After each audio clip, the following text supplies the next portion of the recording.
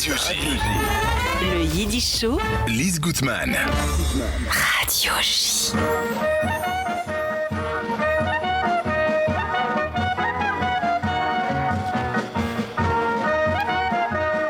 Et c'est sur ce générique historique du Yiddish Show que j'ai le plaisir d'accueillir dans le studio de Radio J deux très grands musiciens, très jeunes et très grands déjà.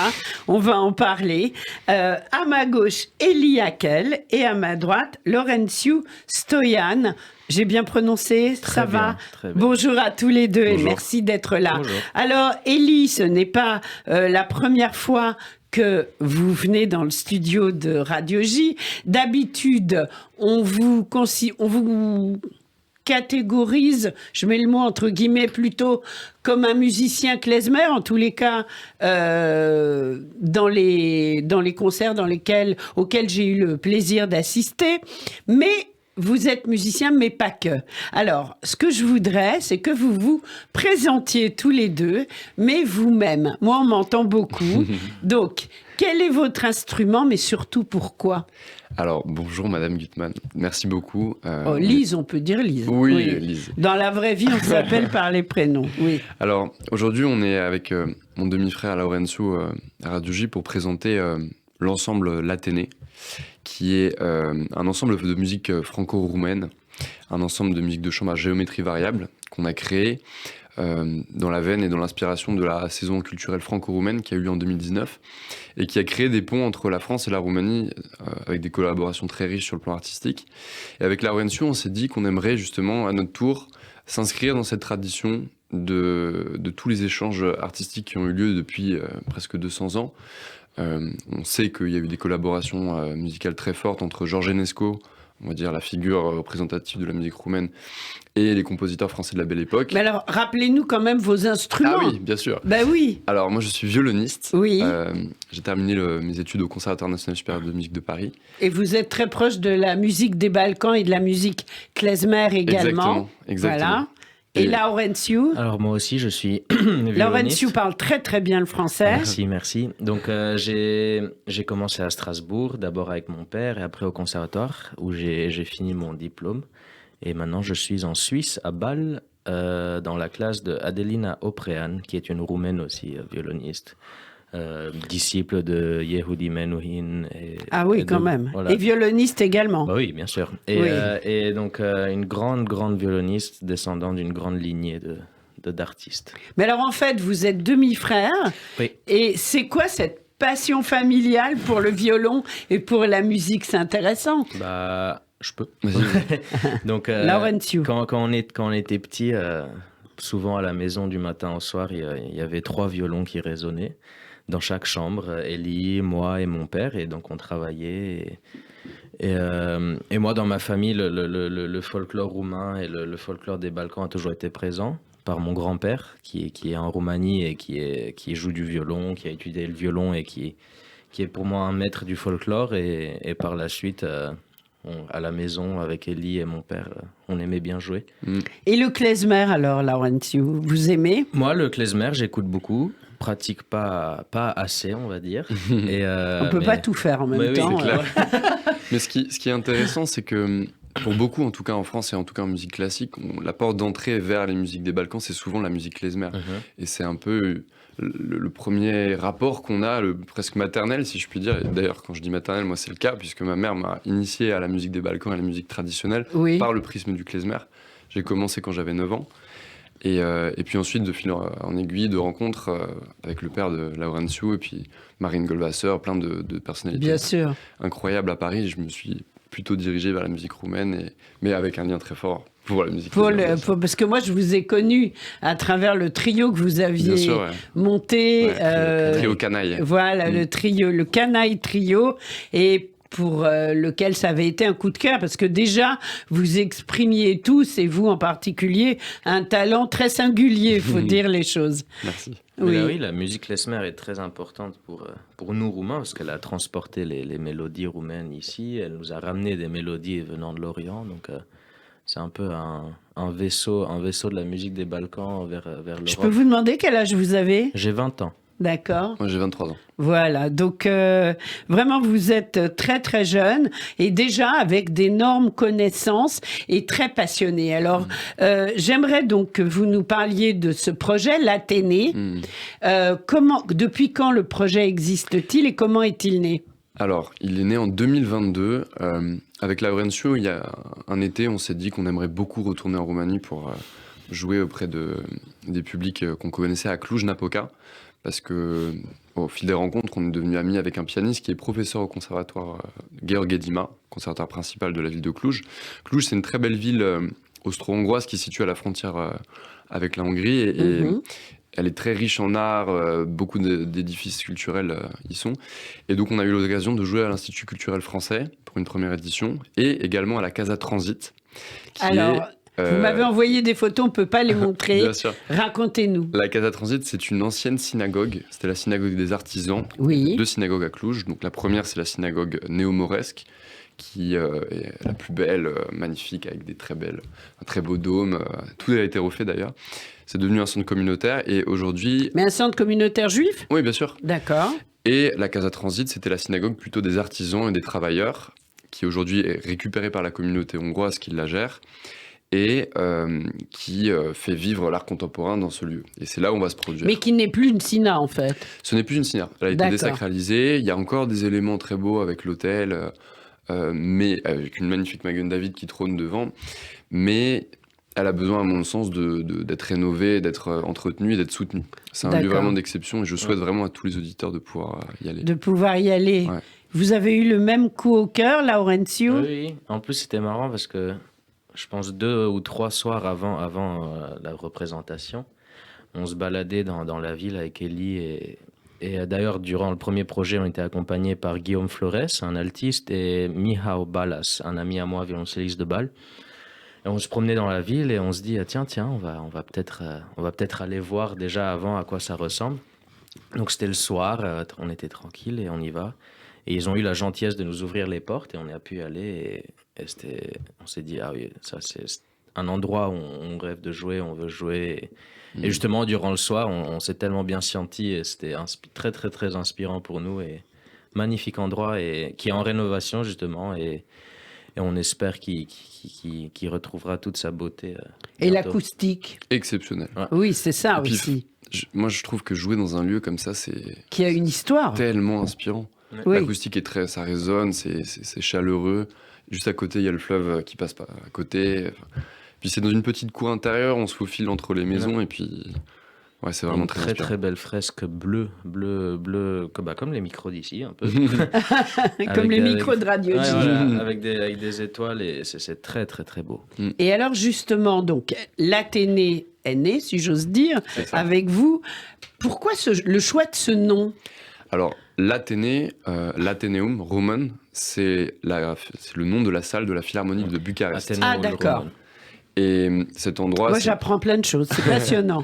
c'est une très très belle salle, un peu dans le style viennois, qui a été construite au 19e siècle. Mais c'est aussi le nom, la Nouvelle Athènes, c'est le quartier qui se situe à côté de la gare Saint-Lazare, vers Oui. Trinité-Stiendorf.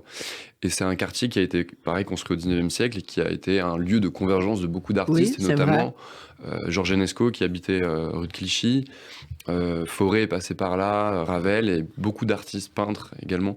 Et donc on a trouvé ça intéressant justement de mettre en regard deux noms qui étaient empreints à la fois de la culture roumaine et française. Et Oui. En plus Alors, de ça, oui. l'Athénéum Roman à Bucarest est un hôte aujourd'hui, je crois depuis tout le temps, de la Philharmonica George Enescu. Donc c'est Un hommage. un hommage, voilà. Oui. Alors, l'Athénée, c'est quoi? C'est un duo, un trio, un quartet?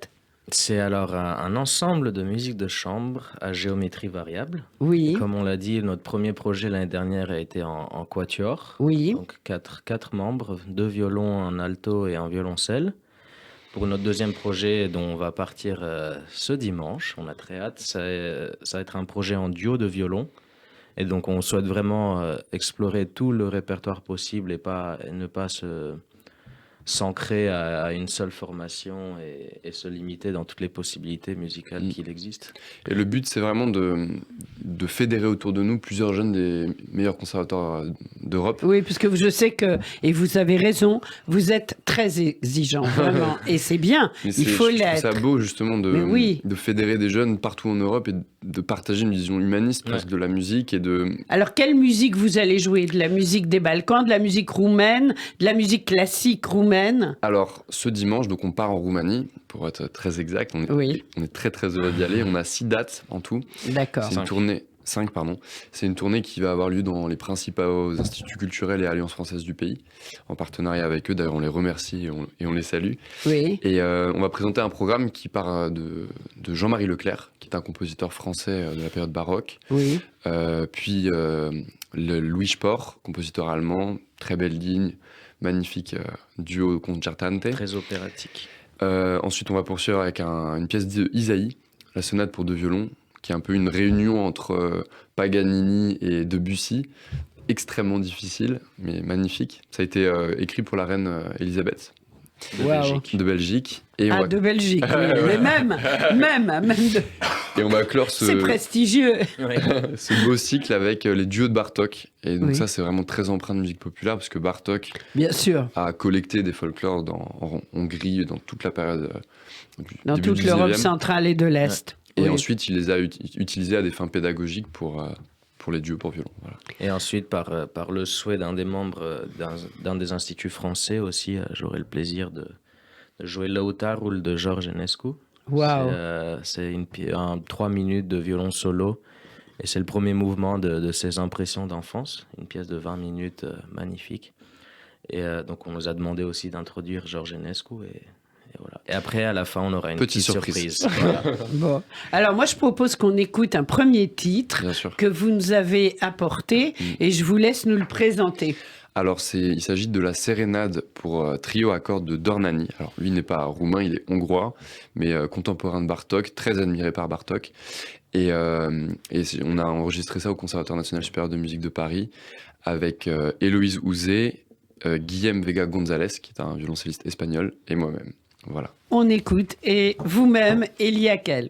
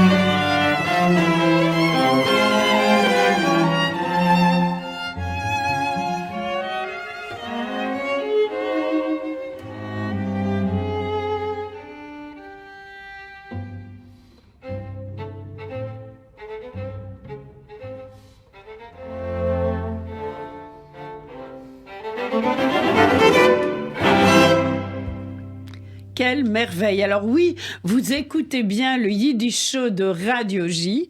Aujourd'hui, on parle de la Roumanie avec Elie Hackel et Laurențiu Stoian.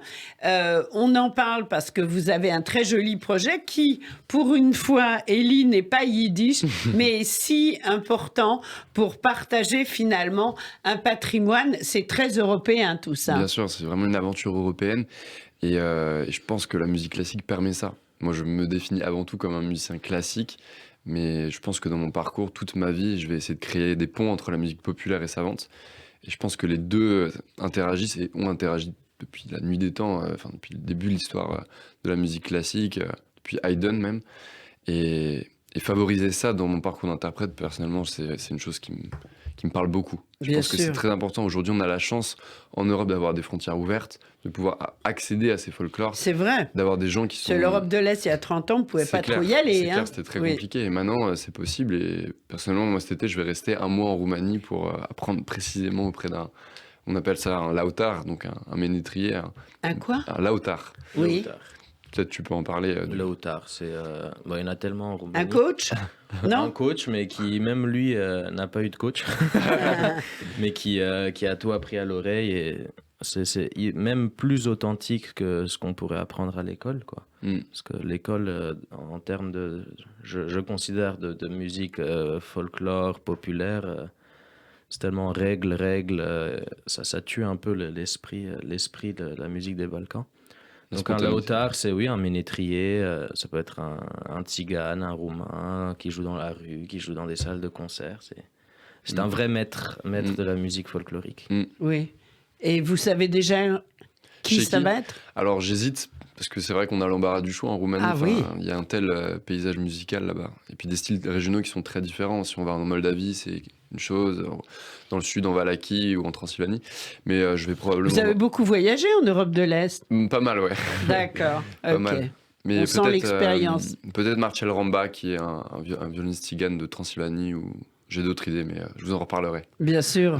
Quelque part, si j'ose dire, pour relier un peu ce que vous faites au thème de cette émission, qui d'habitude est beaucoup plus yiddish, vous êtes un peu un musicien ambulant avec votre violon à la recherche des talents cachés de l'Europe de l'Est. Bien sûr. C'est un peu comme ça que je le ressens. Mais je pense que c'est ça, mais encore une fois, je ne crée aucune distinction avec la musique populaire et savante, et je me suis penché aussi sur le parcours de Béla Bartók, compositeur, d'ailleurs, on va écouter une de ses pièces après. Bien sûr, oui. Et en fait, lui, toute sa vie, ça a été ça. Sa vie musicale se passait à Budapest, il avait des concerts, il jouait des rhapsodies de Liszt, des sonates de Brahms, et puis il partait ensuite en Serbie collecter du folklore, ensuite il composait, et une itinérance qui a vraiment inspiré sa création, et qui a favorisé sa créativité, et ça, c'est magnifique, je pense. Mais Bien sûr. Je pense que ça fait partie, ou ça devrait être le parcours du musicien, quoi. Très inspirant. L'autre jour, je rigolais avec mon père, je lui écrivais, je dis, je suis dans ce train vers cette ville, et après dans un autre train vers une autre ville, et il m'a dit, mais ce serait pas plus facile que tu achètes une caravane et que tu te déplaces toi. L'idée n'est pas mauvaise, c'est vous le direz. très nomade, et ça fait totalement partie de l'histoire de la musique, quoi. Oui. Tous les compositeurs ont voyagé partout, et c'est ce qui fait la beauté de leurs œuvres.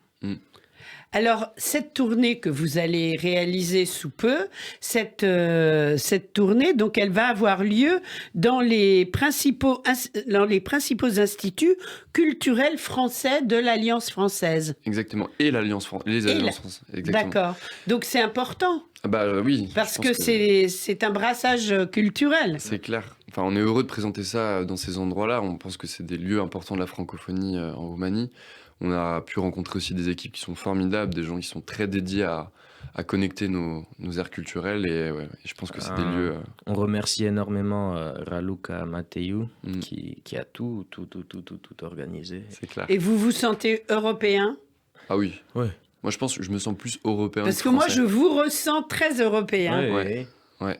Entre Bâle, Paris, la Roumanie et tous les voyages, en fait. Oui, à chaque fois, à tous les voyages, j'ai l'impression de prendre quelque chose mince, je sais pas. Ou je donne quelque chose au pays, ou de prendre du pays et de revenir avec une culture ou Un quelque savoir-faire, chose. Ouais, une un savoir-faire ou juste Et alors, Laurentiu, une ambiance. vous êtes plutôt... Elie Hackel, il est plutôt à Paris, et vous êtes À Bâle. plutôt à Bâle. Ça fait, je finis D'accord. ma licence, donc ça fait 3 ans que j'y suis maintenant avec ma Mhm. professeure. Et là-bas aussi, j'ai la chance qu'à l'école de Bâle, c'est tellement international. Oui. On dit que dans les écoles suisses, normalement, il faudrait qu'il y ait un pourcentage d'étudiants suisses, mais à Bâle, je ne sais pas comment, il y a pas du tout ça.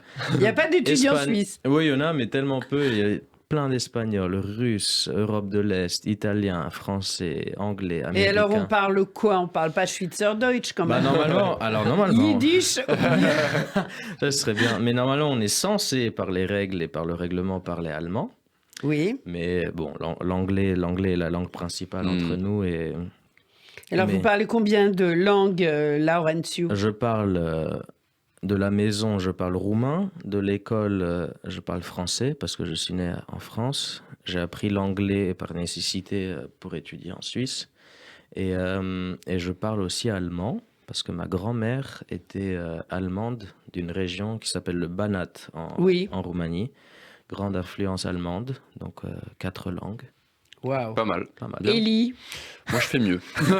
Ah bon? Non, mais Combien de langues, Élie? Moi, c'est l'italien, le français, l'anglais, le roumain. Je suis en train d'essayer de me perfectionner avec Oui. ce maître qui est en face de moi. Et à terme, j'aimerais bien apprendre le hongrois parce que je souhaite apprendre la Magyar Nota, qui est un style traditionnel de Budapest, enfin de Hongrie en tout cas.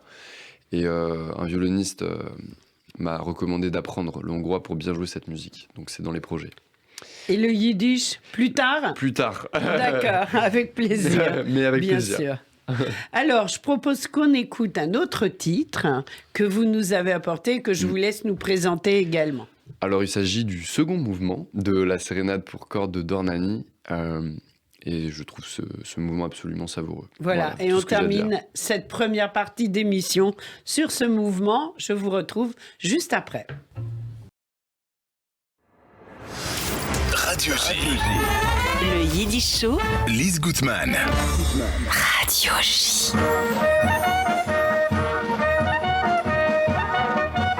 Deuxième partie de notre Yiddish Show aujourd'hui.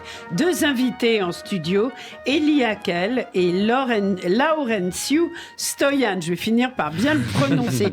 Et je voulais en profiter pour remercier Greg à la réalisation technique. Merci beaucoup. Voilà. Merci. Donc, on parlait en première partie d'émission de votre projet, du projet de l'Athénée. Donc, ce duo de violons, vous deux, je résume un peu pour les auditeurs qui viennent de nous rejoindre. Ce duo qui part prochainement en Roumanie pour faire une tournée.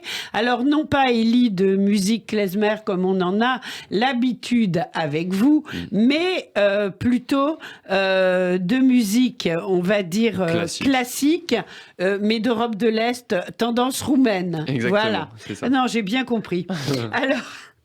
Alors, en fait, vous avez eu un coup de cœur en allant en Roumanie, en allant à Cluj, et cette ville dans laquelle il y a ce centre communautaire et cette ancienne synagogue. Vous avez eu un coup au cœur tous les deux et vous m'expliquiez hors antenne que c'était la maison presque quand vous alliez Bien sûr. là-bas, Exactement. que vous vous sentiez très proche, il s'y passait quelque chose pour vous. Alors justement, vous avez un projet qui est à peine ébauché avec la synagogue et j'aimerais, Élie, que vous nous en parliez. Bien sûr. Donc, quand on s'est rendu à la Casa Transit, c'est le nom maintenant de cette fondation, qui est donc l'ancienne synagogue des artisans de la ville de Cluj, on a beaucoup parlé avec les administrateurs, des bénévoles en fait, des gens qui sont vraiment dédiés à la sauvegarde de ce patrimoine qui est absolument magnifique. Et on a compris que c'était un lieu très chargé historiquement et qui avait aussi besoin d'être soutenu pour des travaux de rénovation, pour la valorisation du patrimoine, qui n'a pas toujours lieu dans cet endroit. Et on a été saisi par le contraste entre un intérieur qui est extrêmement beau, conservé, avec vraiment on a vu tout l'hôtel et la façade extérieure qui pourrait être rénovée. Oui, qu'il faudrait rénover. C'est ça. Et j'aimerais en parler avec eux lors de notre tournée pour leur demander quels sont leurs besoins et éventuellement peut-être lancer une campagne de crowdfunding pour Bien essayer sûr. de les aider dans cette démarche. Voilà. Pour rénover cette ancienne synagogue qui fait partie du patrimoine européen, on peut le dire. C'est clair. Voilà, pas seulement roumain. Parce que la synagogue donc néo-mauresque qui était gérée par les Hongrois, qui a été construite au début du 20e, pardon, est absolument rénovée. Elle est vraiment magnifique et j'encourage d'ailleurs les auditeurs de Radio J à aller un peu regarder sur Internet la beauté du patrimoine juif de Roumanie. Je pense que c'était une des plus grandes communautés juives d'Europe de l'Est. Et les synagogues qui ont été créées là-bas sont exceptionnelles. Et qui sont restés debout, ça Bien sûr. c'est une chance. Et j'ai très hâte aussi d'aller voir la synagogue de Bucarest, Oui, qui est pareil, qui est magnifique. d'inspiration mauresque et qui a été bâtie sur les modèles de la synagogue de Vienne. Alors justement, vous allez tourner où là? Alors, Nous commençons Oui, à notre chère ville-maison, Cluj-Napoca, donc à la Casa Transit.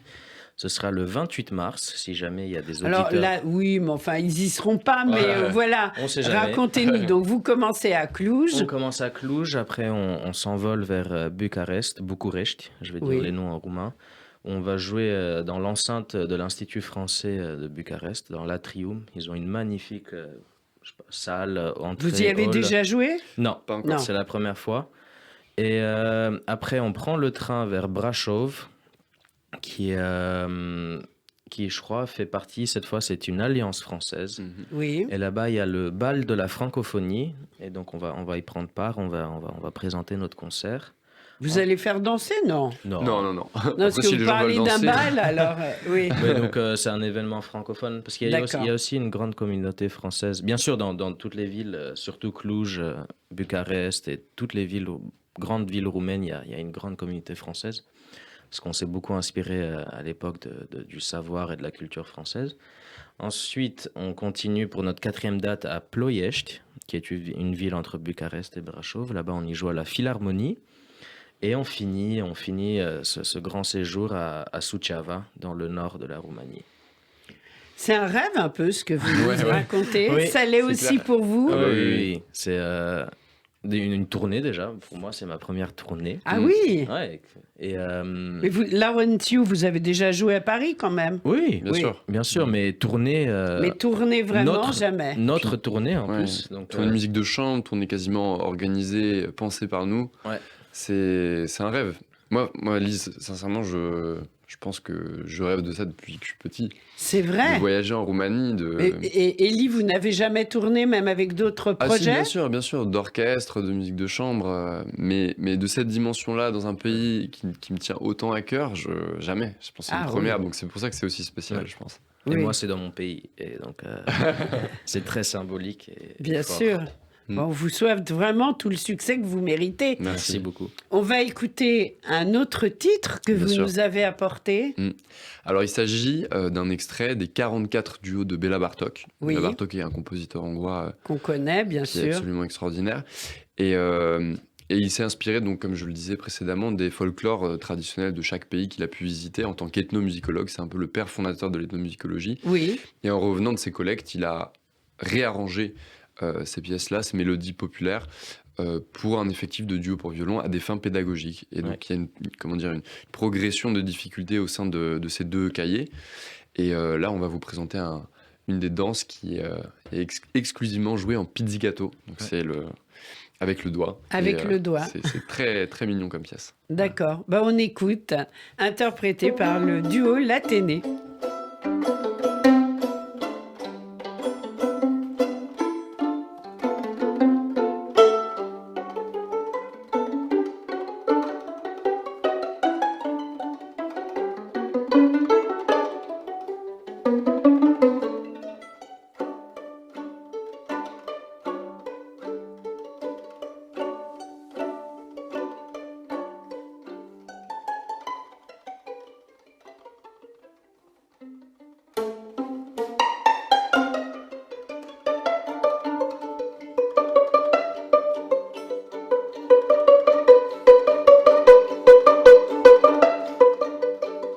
On est short niveau temps. Bella Bartok en pizzicato.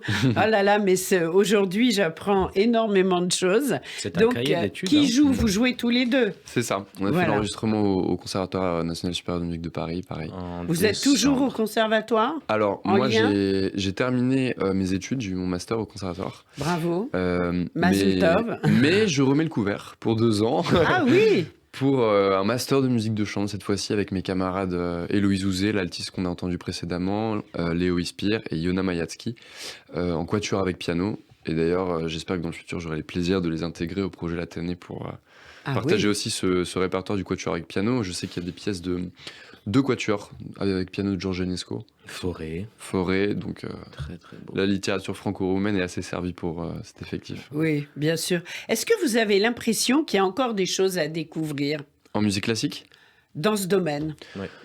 je pense. Parce qu'en voyageant, je m'excuse, je vous interromps, comme vous allez le faire, vous allez forcément entendre peut-être des sons nouveaux, des choses que vous ne soupçonniez pas. C'est sûr. ça aussi le but des tournées et des voyages. Ouais. C'est clair. C'est Bah, les rencontres. Ce qui est certain, c'est que quand on a accès directement, de manière sensible au folklore, on n'interprète pas Bartók et Enesco de la même manière. Bien On sûr. quand on enrichit son paysage musical intérieur, je pense que on a d'autres choses à dire.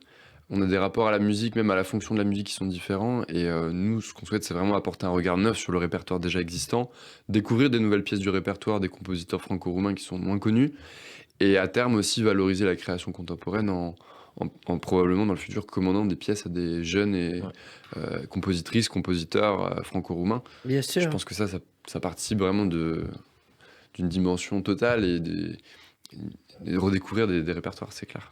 Et vous, C'est Laurentiu? à découvrir, bien sûr, et par le voyage à nous enrichir musicalement. Mais je pense fortement aussi à faire découvrir. Parce qu'il y a beaucoup de jeunes, ou même dans le monde entier, par exemple, des œuvres de Georges Enescu, on voit jamais, quoi. Il a un opéra qui est magnifique, qui est jamais joué. Il a des œuvres de violon, des œuvres de piano. Donc c'est à faire découvrir, et c'est pour ça qu'on ramène des jeunes, des conservateurs européens qui ont entendu parler ou qui connaissent pas forcément ce répertoire, et les sensibiliser Bien sûr. Bien et sûr. à faire vivre cet héritage. Mm. Bien sûr que tout le monde connaît les grands compositeurs français, mais il y a encore tellement de choses à découvrir. Et Et, puis le les folklore roumain. Les contemporains aussi de Georges Enesco, parce que jusqu'à la fin des années 90, on va dire que l'activité artistique était très enfermée dans la Roumanie. Et il y a eu des écoles de composition qui ont été des compositeurs qui ont été les héritiers de Oui. Georges Enesco et qu'on connaît beaucoup moins. Bien Carla sûr. Tescu, Bah, vous allez nous Mihail les Jorin, faire bien sûr. découvrir, Ouais. justement. Chacun, vous jouez depuis quel âge? À quel âge vous avez Moi, commencé j'ai le violon? commencé- C'est marrant. Je crois que mes parents m'avaient fait. 2 ans ou 3 Non, ans? non, Je non, plaisante. non, Je plaisante. Mes parents m'avaient fait essayer une première fois le violon, je crois vers 6 ans. Et j'ai trouvé ça tellement dur que je me suis allongé sur le canapé et j'ai pleuré. J'ai dit, c'est trop dur. Mais après, j'ai repris à l'âge de 8 ans et c'est là que j'ai vraiment commencé. Waouh, super. Moi, j'ai commencé à 6 ans. Voilà.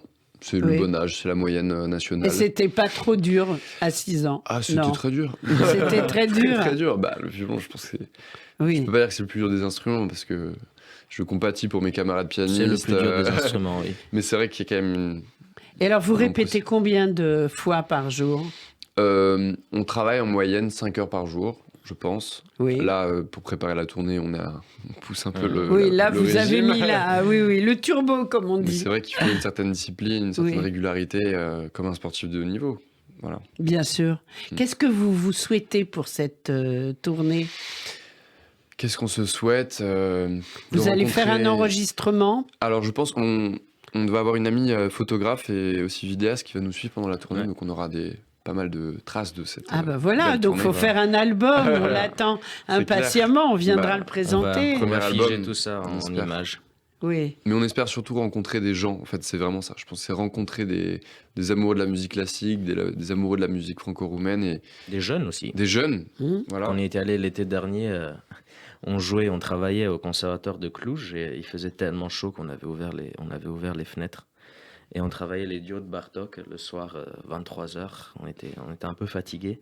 Oui, Et il y a de quoi. avait plein de jeunes qui passaient dans la rue et ils applaudissaient. Ils disaient, ah, Ouais. mais vous jouez quand? Mais venez à notre concert et tout. Donc, Très réceptif. Faire découvrir ce répertoire à des jeunes, oui, très réceptifs à des musiques que je pense qu'ils ne connaissent pas encore. C'est formidable, c'est un très très beau projet. Écoutez, on vous souhaite une merveilleuse tournée à la hauteur de ce que vous semblez en espérer et vraiment on sera avec vous, vous viendrez nous en parler. On espère que vous pourrez mettre en route le projet de rénovation de la synagogue de Cluj. On attend ça aussi impatiemment. Et puis, hors antenne, je vous ai demandé parce qu'on est quand même dans un Yiddish show, quel était peut-être le musicien yiddish ou klezmer que vous aimiez et vous m'avez dit... Alors, sans hésitation, David Krakauer. Voilà. J'ai écouté ça il n'y a pas trop longtemps, je crois, il y a 2 jours. Oui, il était à Paris. Ouais, oui. Mais même dans ma chambre, j'ai eu Ah d'accord, ce non mais plaisir-là il le était à matin. Paris en concert Ah oui. là, il y a quelque temps. Et donc, qu'est-ce qu'on va écouter de David? Alors, on va écouter Der Heiser Bulgar, c'est vraiment peu original. Voilà, Der Heiser Bulgar. C'est un standard. Voilà, le Mais bulgare brûlant, Mais Heiser Bulgar. C'est tellement bien orchestré, tellement bien arrangé, avec un big band de jazz magnifique que je pouvais pas passer à côté de ça. C'est un classique, mais Voilà. il faut de temps en temps des classiques. On termine cette émission là-dessus. Merci d'avoir été avec nous. Merci Elie Hackel, merci Laurențiu Stoian. Et quand vous le souhaitez, dans le studio de Radio J. Au revoir. Merci. Merci beaucoup.